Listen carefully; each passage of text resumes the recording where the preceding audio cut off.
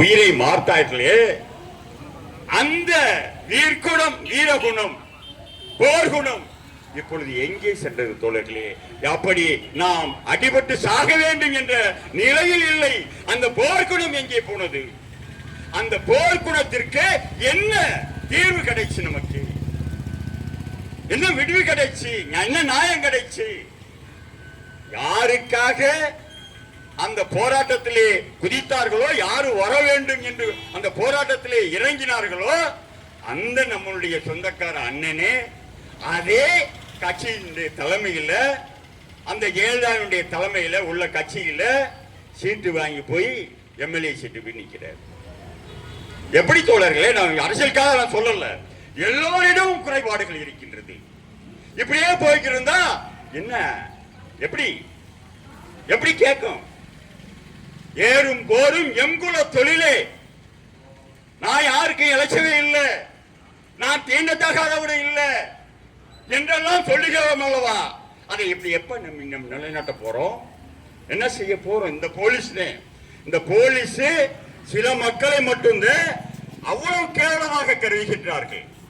அரசுக்கு எதிராக, ஜாதி ஆதிக்க வெறி ஜாதிகளுக்கு எதிராக போராடக்கூடியவர்கள் யார்?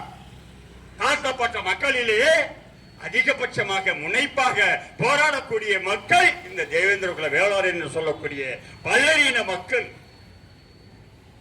இந்த மக்களை ஒடுக்க வேண்டும், அதுதான் அவங்களுக்கு காரணம்.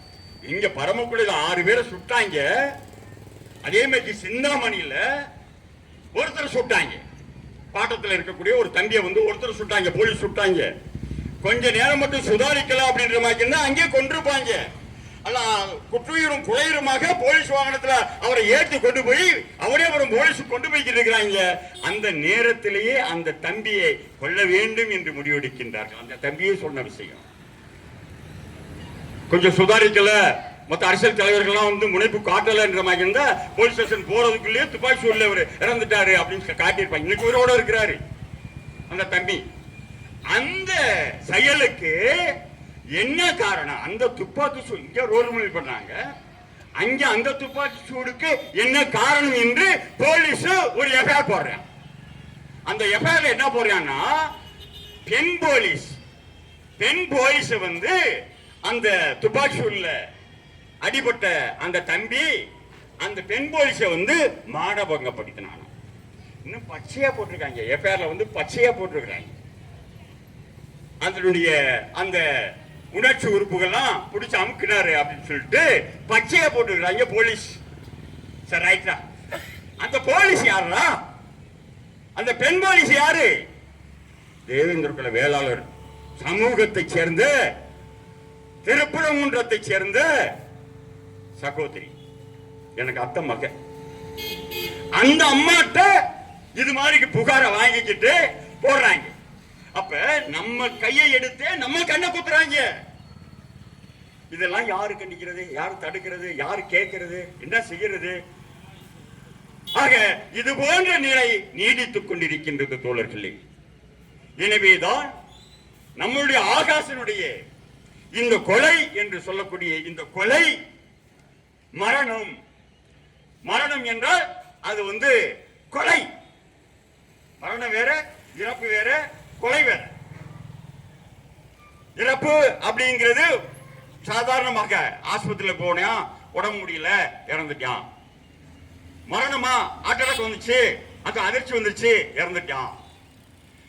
கொலை அப்படின்னு சொன்னா ஒரு சக்தியினால் ஒருத்தர் நாடி இன்னொருத்தரை வந்து அடிச்சு அந்த இடத்துல கொல்றது, உயிர் போக்குறது கொலை.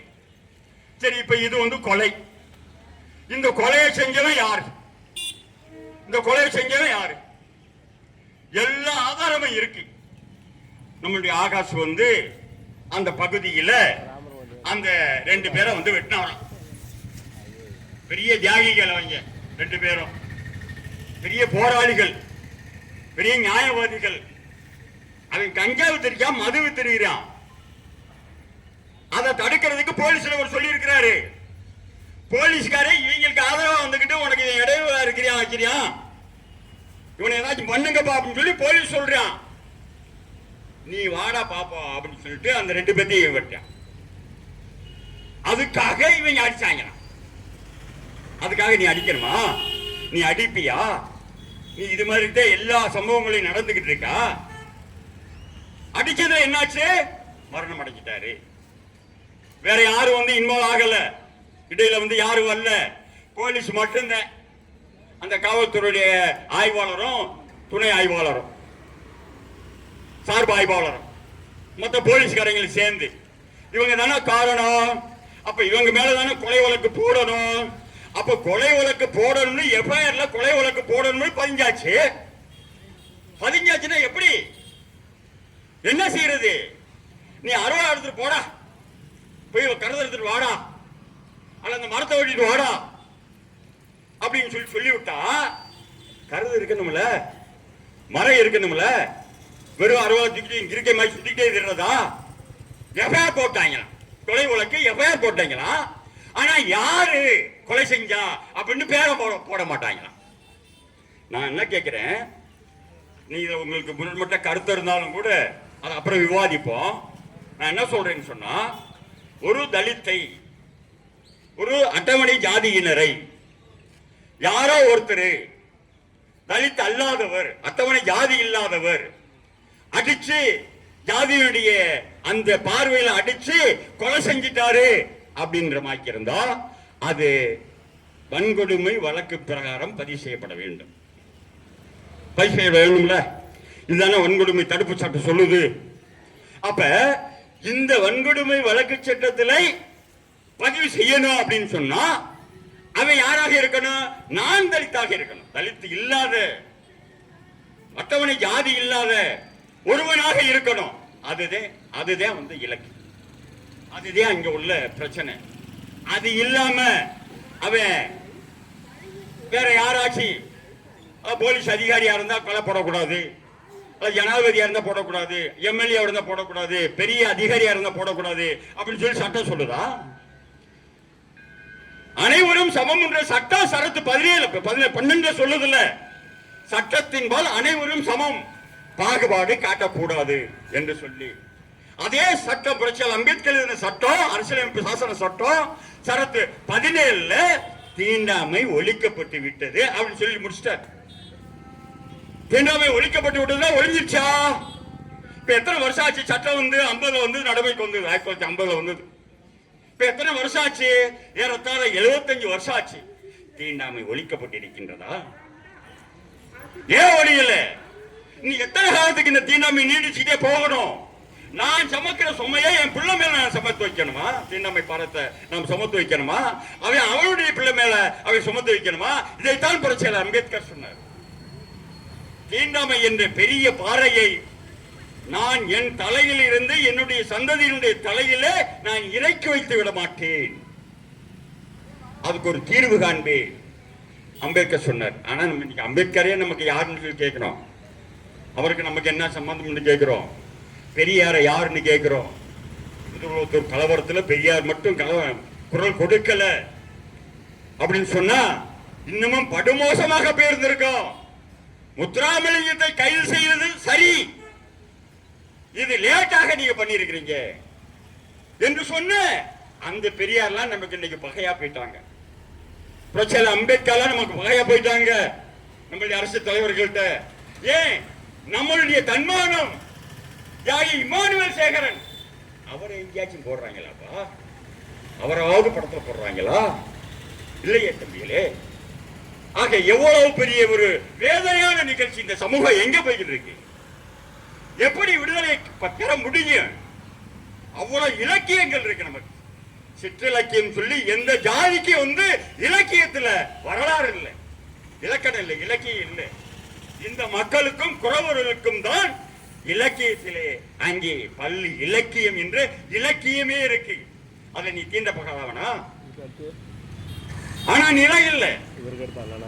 ஆக அப்பேற்பட்ட சூழ்நிலைகள் நாம் இருந்து கொண்டிருந்த இந்த நிலையிலே நம்முடைய தம்பி முருகவேல்ராஜன் அவர்கள் இங்கே வருவதாக நான் கண்டிப்பா கேள்விப்பட்டு, நான் ஒவ்வொரு முறையும் வரணும், விடுதலை சிறுத்தைகள் கட்சியின் சார்பாக தனியான அங்கே ஒரு மறியல் போராட்டமே நடத்துறோம். தலைவர் எழுச்சி தமிழிலிருந்து இங்க வீட்டுக்கு வந்து ஆகாசனுடைய வீட்டுக்கு வந்து அவங்களுடைய சகோதரர்கள் அவங்களுடைய பெற்றோர்களை சந்திச்சு ஆறுதல் கொண்டு போனாரு. ஆனா சீக்கிரத்துல முடிஞ்சிடும் அப்படின்னு சொல்லி எதிர்பார்த்தோம். இன்றைக்கு தம்பி முருகராஜன் அவர்கள் இங்கே வந்திருக்கின்றார்கள். சரியான அவரை மட்டும் நான் பெருசா நான் சொல்லல வைக்கல. இங்க இருக்க போராட்ட களத்தினுடைய வீரர்கள் இருக்கிறீங்க. இங்க நம்முடைய சகோதரர் பேசும்போது அழகான கருத்துக்கெல்லாம் பதிவு பண்ணாரு. நாங்க போராட்டத்தை அறிவிச்சு இப்படியே நாட்களை எண்ணிக்கிட்டே போறதா, சுதந்திரம் தான் பிறந்து 75 வருஷத்துக்கு மேல ஆகி போச்சு, நமக்கு விடுதலை கிடைக்கலையே. நம்ம 6 மாசம் 2 மாசம் இல்ல 3 மாசம் 4 மாசம் போய்கிட்டு இருந்தாலும் இத்தனை நாள் நாங்கள் போராட்டம் பண்ணோம் அப்படிங்கிறதா நமக்கு பெருமை இல்ல இல்ல. ஆக இதற்கு தீர்வு காண வேண்டும் தோழர்களே. இந்த வழக்கினுடைய தன்மையை மாற்ற வேண்டும். நான் என்ன சொல்றேன், இந்த போலீஸ் அதிகாரிகள் எவே அப்படின்ற மாதிரி பேரே சொல்லிட்டாங்க. திலீபனும் குகனும் மற்றபடியான போலீஸ்காரங்களும் பேரவே சொல்லிட்டாங்க. இவங்க அதை பதிவு பண்றதுக்கு என்ன சிக்கல்னு தெரியல. திராவிட மாடல்களுடைய ஆட்சிகள் அப்படியே நடந்துகிட்டு இருந்திருக்கலாம். இன்னைக்கு பெரிய மாற்றத்தை கொண்டு வரோம் சொல்லக்கூடிய ஒருத்தருடைய ஆட்சி இப்ப வந்திருக்கு. அது இனிமேல் தான் நமக்கு தெரியும். நம்ம யாரையுமே வந்து உடனே ஒரு குறை சொல்லிட முடியாது, மிக்க சொல்லிட முடியாது. இனிமேல் தான் தெரியும் அவர்பட்ட நிலைமை என்ன ஏது அப்படின்ற மாதிரி தெரியும். ஆனா நமக்கு வந்து அது உடன்பாடே இல்லை. அது சரியான ஒரு நீதி கிடைக்கும் அப்படின்னு இல்லை. ஒரு போராட்டம் கூட இருந்துச்சு. அவருடைய முற்காலத்தில் அவனுடைய அந்த கடந்த காலங்கள்ல அவர் போராட்ட விளைவோடு இருந்தார் என்று சொன்னால் நம்ம நம்பலாம். அன்னைக்கு போகலாம், வைக்கலாம், அது பண்ணலாம். அது இல்லை, என்ன நடக்க போகுதுன்னு தெரியல. இருந்தாலும் நாம் நம்புகின்றோம். அது அரசாங்கம், அந்த அரசாங்கத்தை நாம் நம்புகிறோம். இந்த ஆட்சி மாற்றம் ஆனதுக்கு பின்னாடி காட்சிகளும் மாற வேண்டும். எனவே நான் இந்த அரசை நாம் நிர்பந்திப்போம். கடுமையான போராட்ட விளைவை கூட்டு முயற்சியால், கூட்டு அமைப்பால் நாம் கையில் எடுப்போம். நாட்களை அதிகமாக இன்னமும் செலவிட வேண்டாம். ஒரு வார காலத்திற்கு உறுதியான, இறுதியான, ரொம்ப தீர்க்கமான ஒரு போராட்ட களத்தை தமிழ்நாடு ரீதியாக தேவேந்திரகுல வேளாளர் மக்களை ஒன்று திரட்டி, தேவேந்திரகுல வேளாளர் மக்களுக்கு உறுதுணையாக இருக்கக்கூடிய பட்டியலின சமூகத்தை, தலைவர்களை ஒன்று திரட்டி, நம்முடைய தமிழ் சமூகம், முற்போக்கு சக்தியாளர்கள் அவர்களையும் ஒன்று திரட்டி ஒரு கூட்டு போராட்ட குழுவை அமைத்து கடுமையான போராட்டத்தின் விளைவாக இதற்கு தீர்வு கிடைக்க வேண்டும் என்று நான் உங்களிடத்தில் வேண்டி விரும்பி கேட்டுக்கொண்டு, நீங்கள் நாம் எடுக்கின்ற அனைத்து முடிவுகளுக்கும் நாம் கட்டுப்படுகிறோம்.